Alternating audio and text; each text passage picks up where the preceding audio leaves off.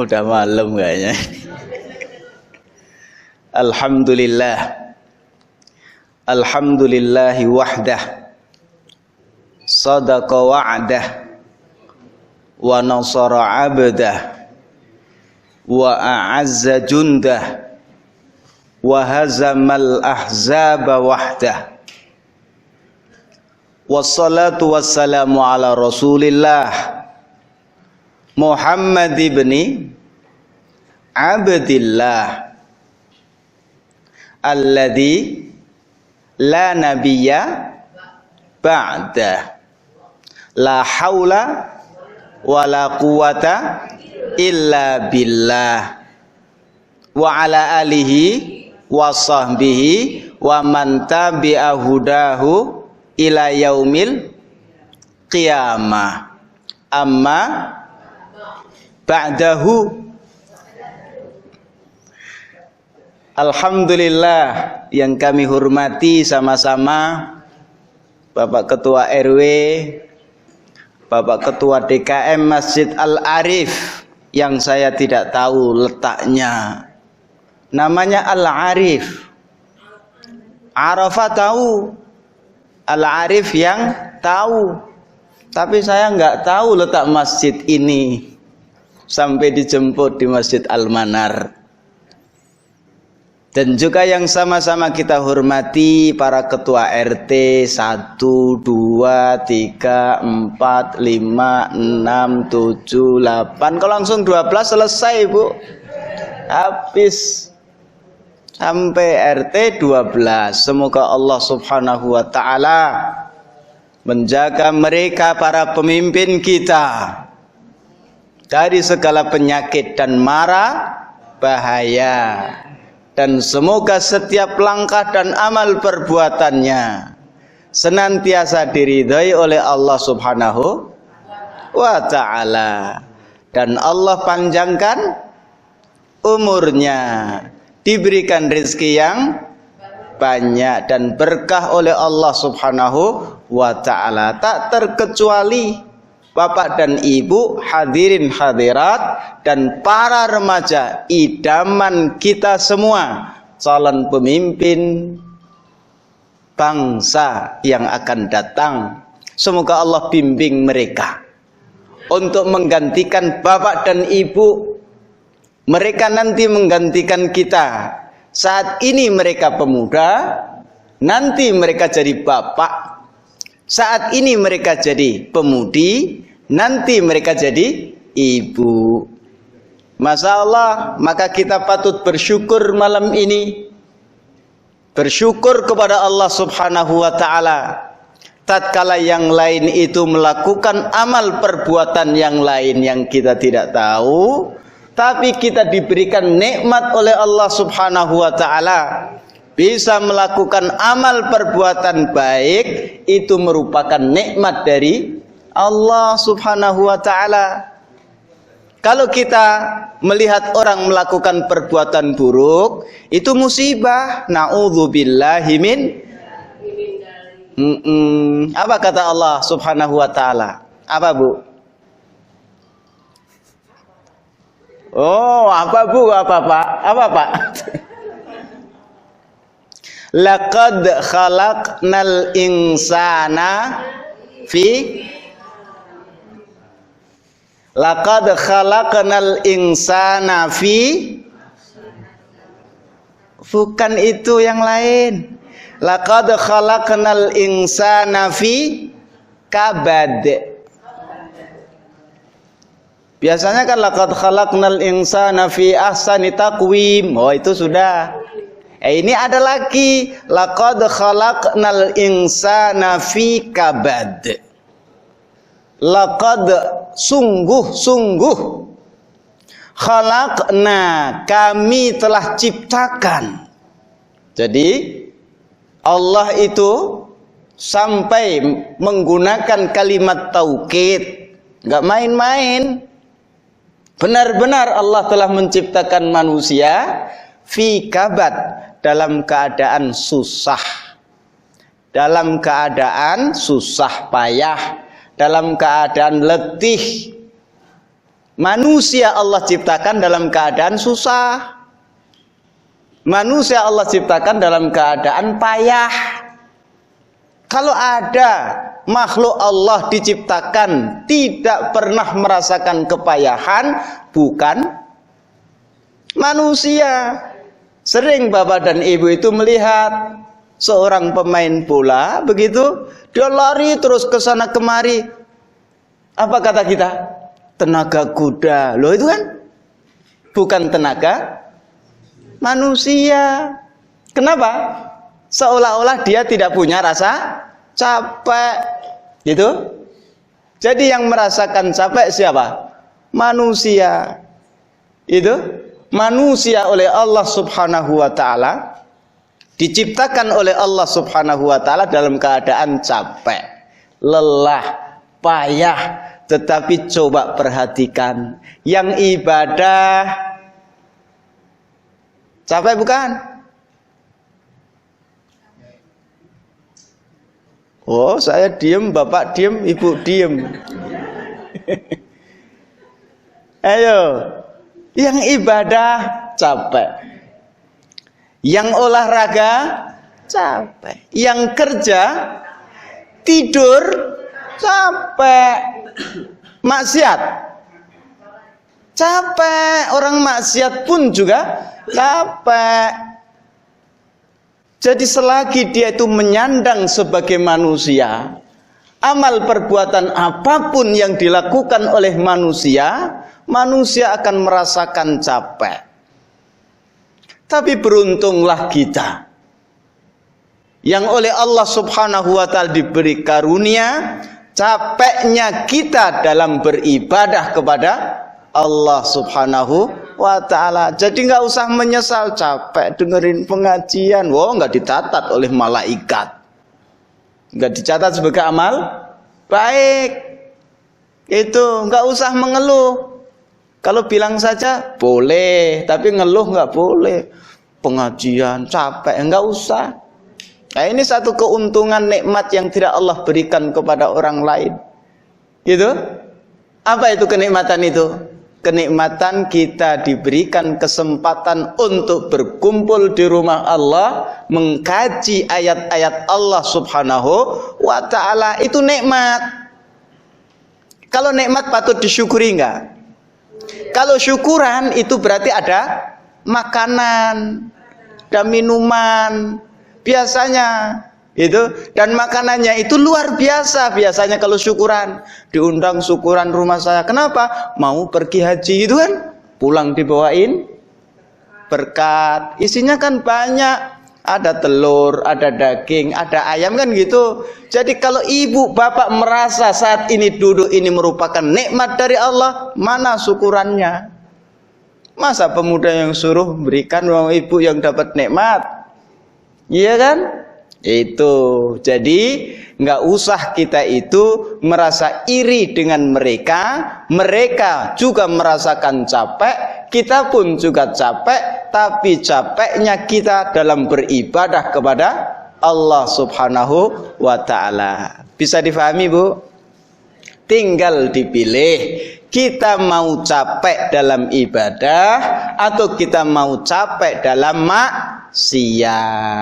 Nanti yauma yatadzakkarul insanu ma sa'a.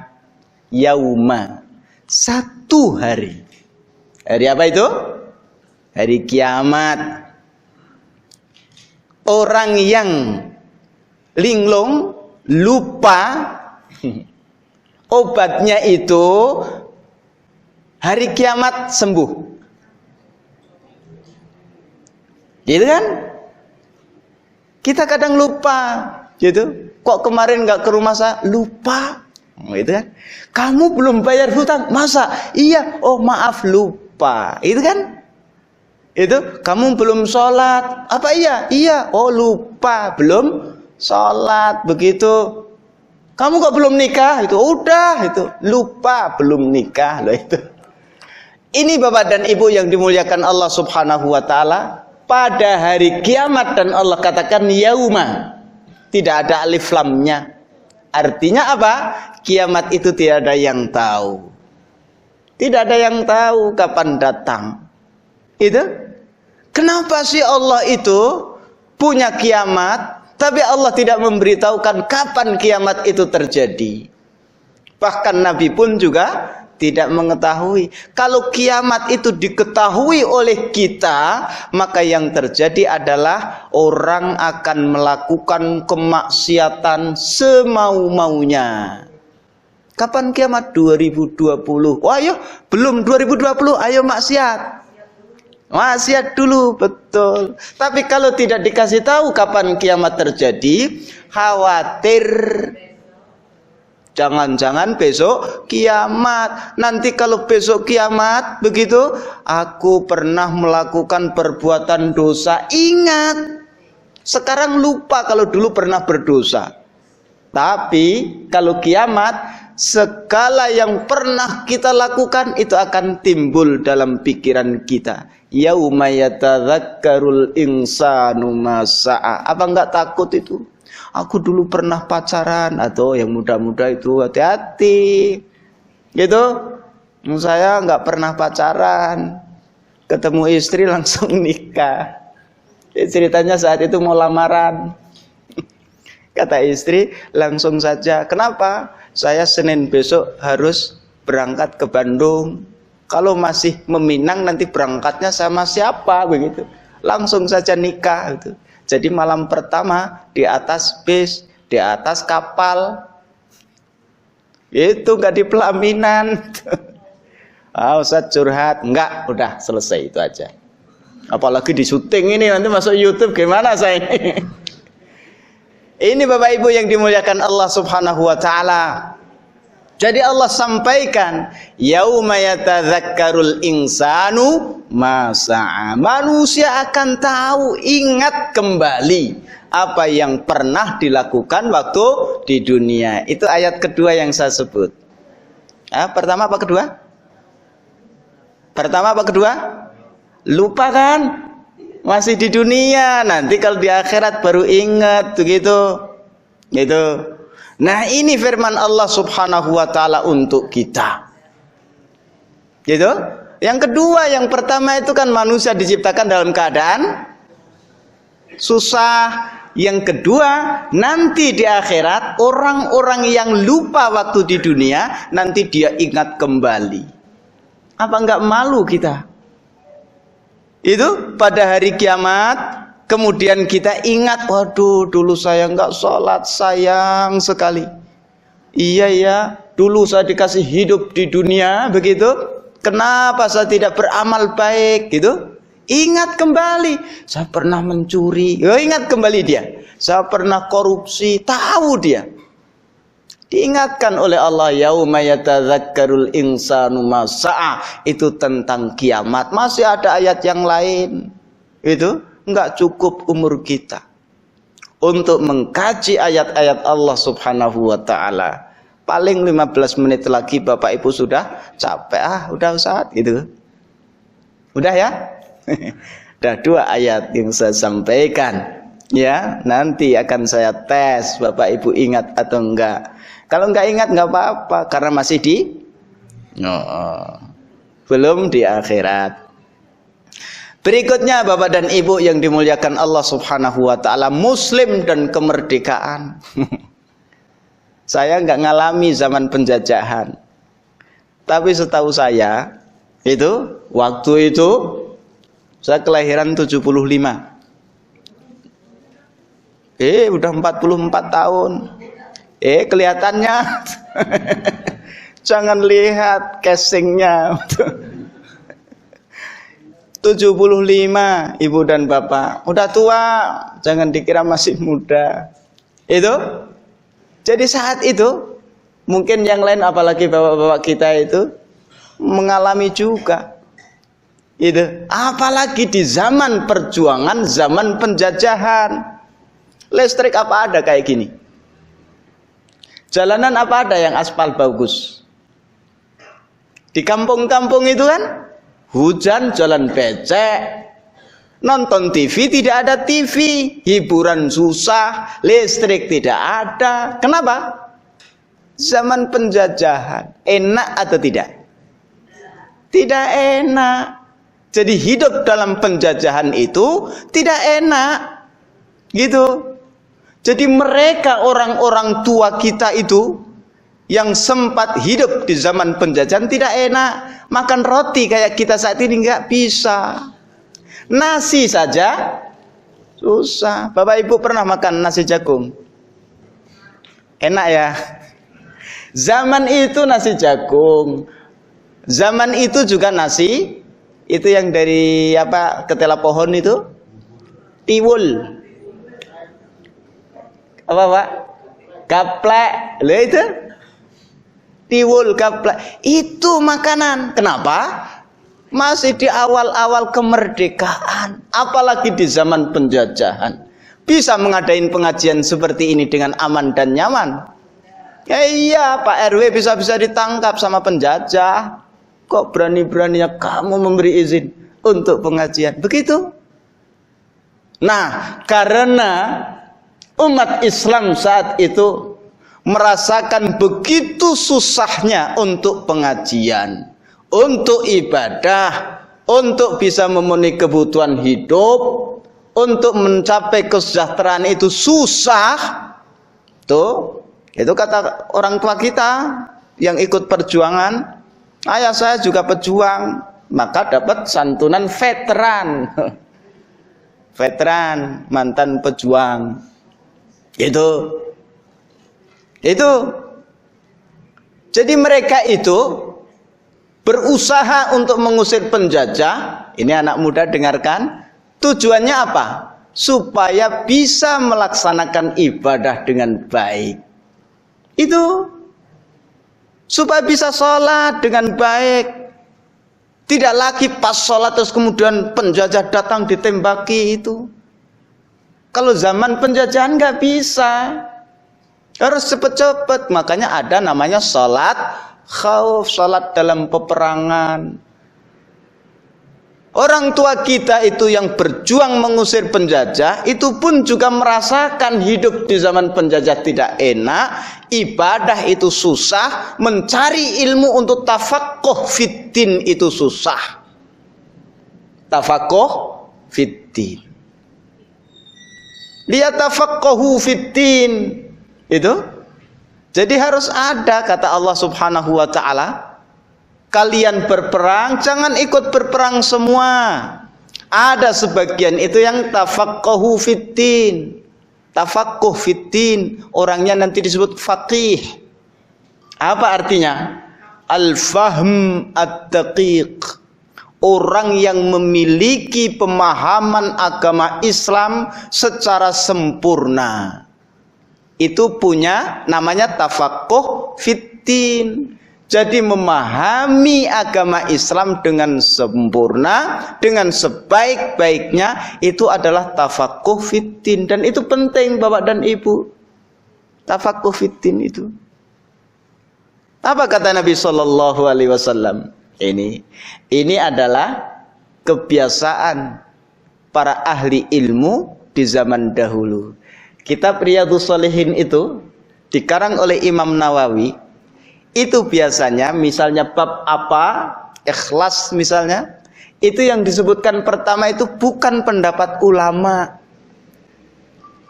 bukan pendapat peneliti, bukan pendapat pengamat, tapi apa? Qalallahu ta'ala. Itu yang pertama disebut. Setelah itu apa? Qalan Nabi sallallahu alaihi wasallam. Pendapat Nabi, ucapan Nabi. Baru setelah itu ada pendapat yang lain. Qalal imam siapa? Itu tradisi ulama kita dalam tafaqquh fiddin, dan itu penting. Kenapa kita harus tafaqquh fiddin? Karena Nabi pernah menyampaikan itu, barang siapa yang Allah kehendaki kebaikan kepada orang tersebut, itu yufaqihu fiddin. Allah jadikan orang tersebut mendalami agamanya. Artinya apa? Artinya kalau kita ingin diri kita ini mendapatkan kebaikan secara pribadi, itu kalau kita ingin masyarakat kita ini mendapatkan kebaikan, maka Rasul sallallahu alaihi wasallam memberikan solusi. Rasul sallallahu alaihi wasallam memberikan jawaban. Rasul sallallahu alaihi wasallam memberikan kunci supaya kalian mendapatkan kebaikan, supaya masyarakat kalian mendapatkan kebaikan, supaya negeri kalian mendapatkan kebaikan. Maka apa itu? Tafaqquh fiddin. Berusahalah kalian untuk mendalami agama kalian. Itu. Jadi kalau kita ini terus mendalami agama kita, tujuannya untuk diamalkan dalam kehidupan kita. Wahai anak-anak muda, Ustadz juga, iyalah saya muda juga, nggak apa-apa, gitu. Nah, kata Nabi SAW, Allah akan memberikan kebaikan.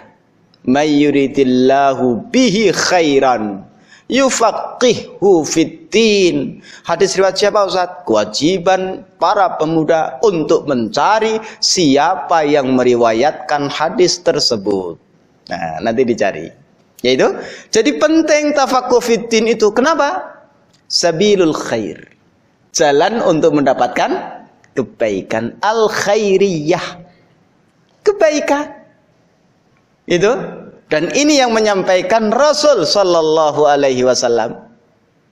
Yang ucapannya itu adalah benar, yang janjinya juga benar.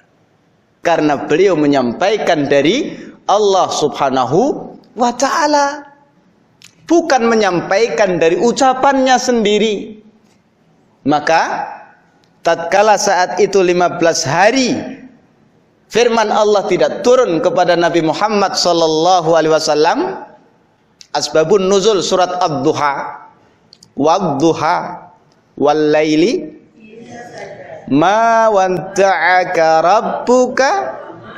Iya, Tuhanmu Muhammad tidak meninggalkanmu, dan Tuhanmu tidak benci kepadamu. Ayat ini turun, surat ini turun. Nah, ini berarti ini sudah surat pertama yang saya sebut. Kalau ayat yang pertama saya sebut apa? Lupa Ustaz. Oh iya, belum di akhirat. Manusia diciptakan dalam keadaan capek, tapi capeklah dalam ibadah. Ya, bagus. Terus yang kedua, nanti di akhirat manusia yang pikun sembuh dari pikunnya. Iya, manusia yang lupa di dunia itu di akhirat jadi sembuh. Itu kalau nggak lupa bagaimana? Ya ingat, semakin ingat begitu. Nah, terus kemudian surat Ad-Duha tadi itu, ya, itu ada namanya istri Abu Lahab.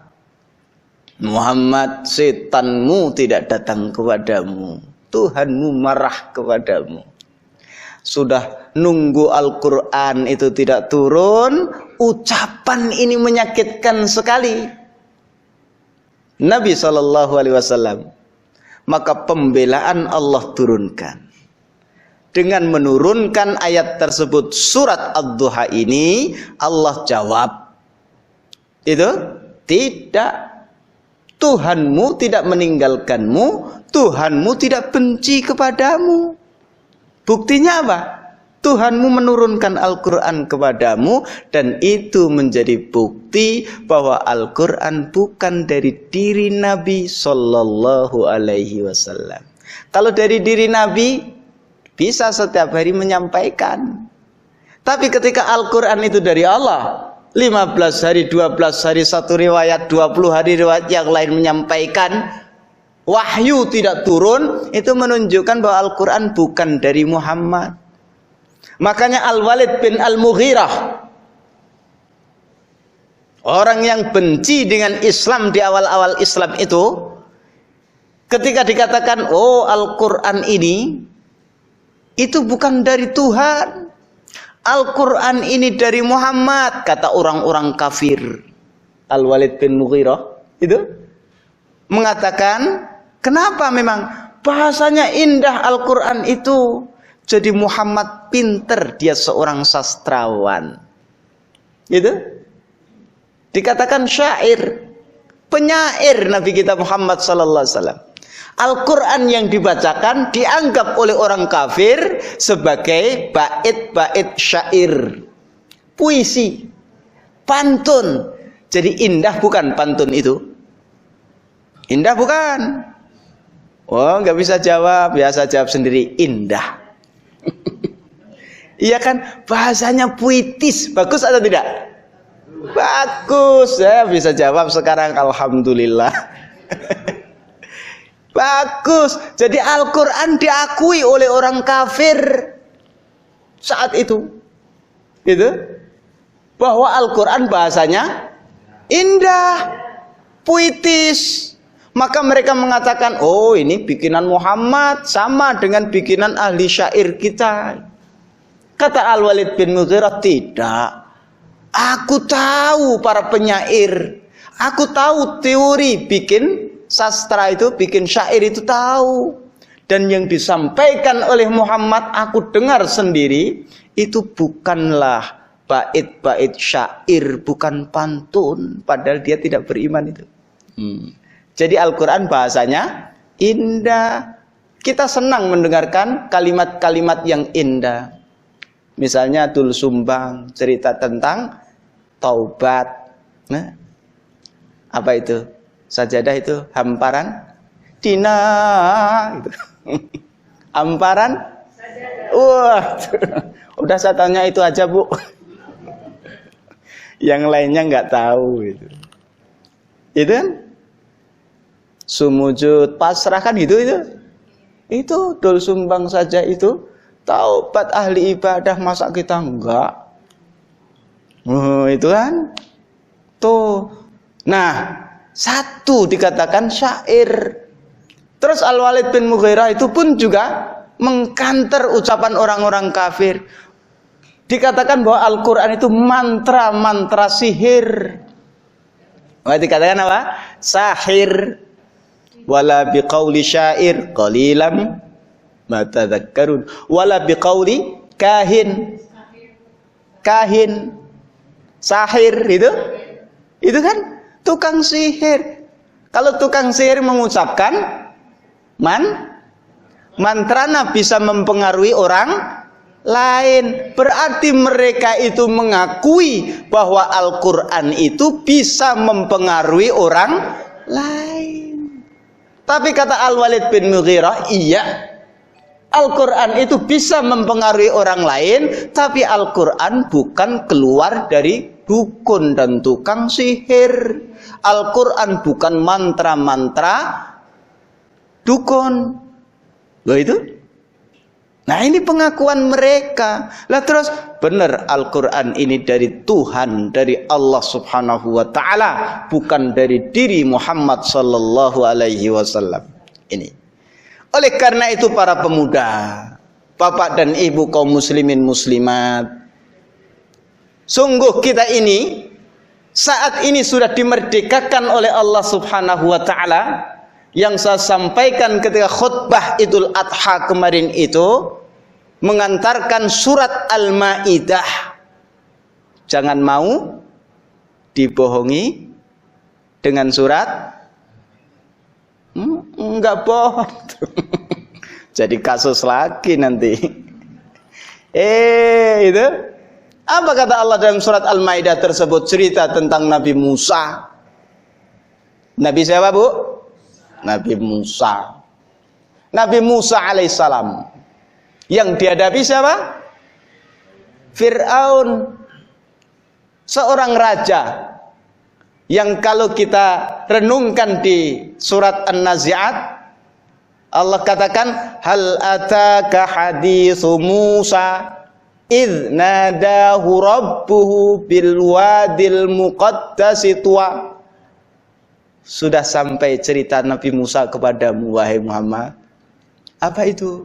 Saat itu Tuhannya memanggil Musa untuk dididik, didiklatkan, dikursuskan selama 40 hari di Bukit Tur Sina, Muqaddasi Tua.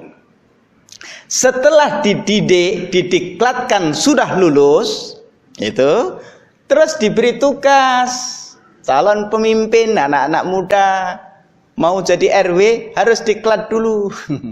Jadi satpam diklat dulu, kan itu kan. Jadi jangan bebani anak kita sebelum kita beri bekal. Jangan bebani pemimpin kita sebelum kita beri bekal. Ini pun juga sama. Allah itu setelah memberi bekal kepada Nabi Musa, terus apa kata Allah? Idhab ila Fir'aun. Itu disuruh untuk menghadap Fir'aun, untuk dakwah di hadapan penguasa. Sebelumnya siapa yang didakwai?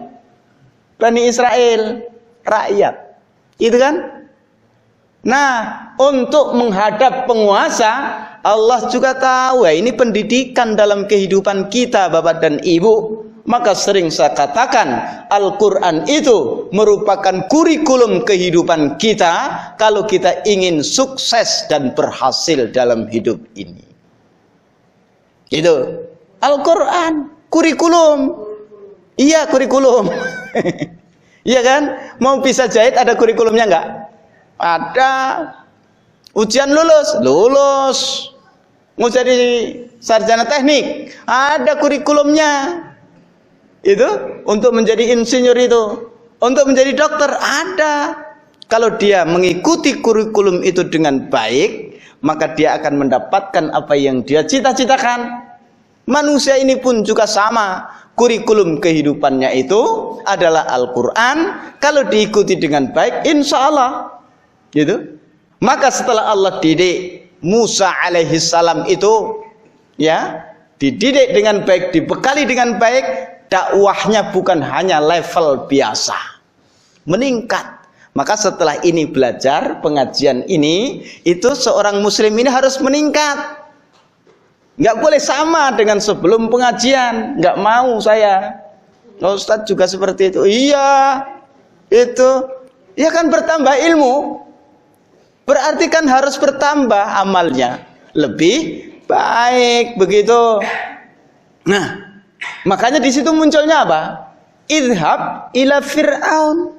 Setelah dididik, bukan disuruh ayo dakwah, ajak Bani Israel, bukan. Yang disuruh dihadapi itu ada penguasa Fir'aun. Nah, terus setelah itu Allah sampaikan bagaimana metode. Ya, Allah mengajarkan kepada Musa apa itu hal idhab ila Fir'auna innahu tagha, karena Fir'aun melampaui batas. Ia melampaui batas. Faqul hal laka ila an tazakka. Oh, itu bahasanya. Jadi kalau dengan orang biasa mungkin dengan ayo ngaji, ayo salat. Ani ibni Abbas royatu sallallahu alaihi wasallam saudah waliwa'uhu abyad. Sesungguhnya bendera Rasulullah sallallahu alaihi wasallam itu warnanya putih dan panjinya berwarna hitam. Dalam kemudian hadis yang lain dikatakan maktubun alaihi la ilaha illallah Muhammadur Rasulullah. Bahwa sesungguhnya tertulis di dalamnya la ilaha illallah Muhammadur Rasulullah. Kalimat yang antum-antum itu semua hidup dengan itu. Kalimat yang antum-antum semua ingin mati dengan itu, dan kalimat yang antum-antum semua pengen hidup lagi dengan itu. Dalam hati kibarkan tinggi-tinggi la ilaha illallah, la ilaha illallah, la ilaha illallah Muhammadur Rasulullah. Dengan bendera suci bersama panji Nabi, ayo jaga NKRI dari para pembenci. La ilaha illallah, la ilaha illallah, la ilaha illallah Muhammadur Rasulullah. Allah Allah